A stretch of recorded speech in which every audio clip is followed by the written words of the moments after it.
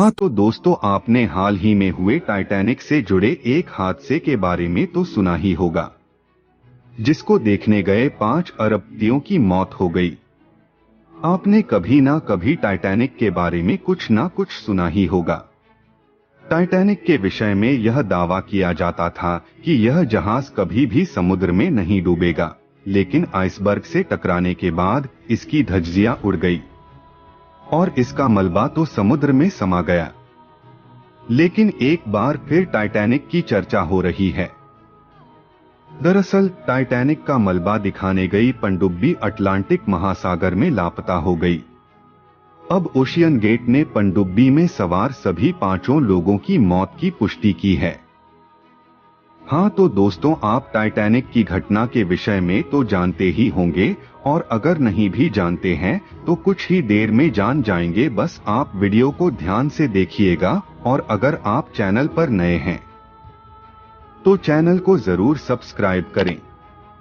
आज से करीब 110 साल पहले 16 अप्रैल को टाइटैनिक के साथ हादसा हुआ और वो अंधेरी रात में एक हिमखंड से टकरा गया।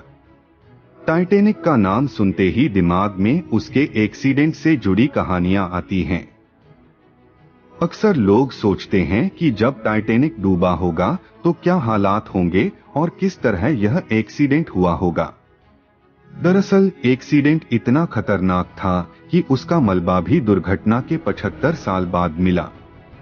टाइटैनिक के साथ हुए इस भयानक हादसे को लेकर काफी रिसर्च हुई, लेकिन करीब 110 साल बाद अभी भी कई रहस्यों से पर्दा नहीं उठा है।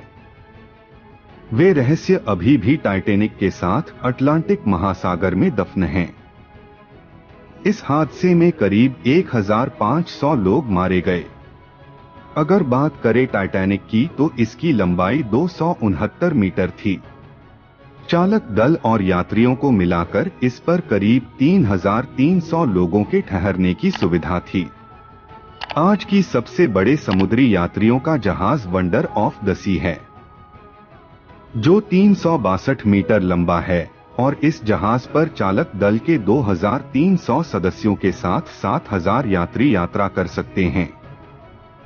हादसे के वक्त टाइटैनिक 41 किलोमीटर प्रति घंटे की रफ्तार से इंग्लैंड के साउथम्पटन से अमेरिका के न्यूयॉर्क की ओर बढ़ रहा था, और महज 3 घंटे के अंदर 14 और 15 अप्रैल 1912 की दरमियानी रात में टाइटैनिक अटलांटिक महासागर में समा गया। और हाल ही में टाइटैनिक जहाज के मलबे को देखने के लिए 13,000 फुट नीचे समुद्र की गहराइयों में टाइटन पनडुब्बी में सवार सभी 5 लोगों की मौत हो गई। इस पनडुब्बी में अरबपति कारोबारी और ओशियन गेट कंपनी के सीईओ स्टॉकटन रश भी शामिल थे। इसके अलावा पाकिस्तानी मूल के अरबपति शहजादा दाऊद और उनके बेटे सुलेमान दाऊद भी इसी पनडुब्बी में बैठे थे।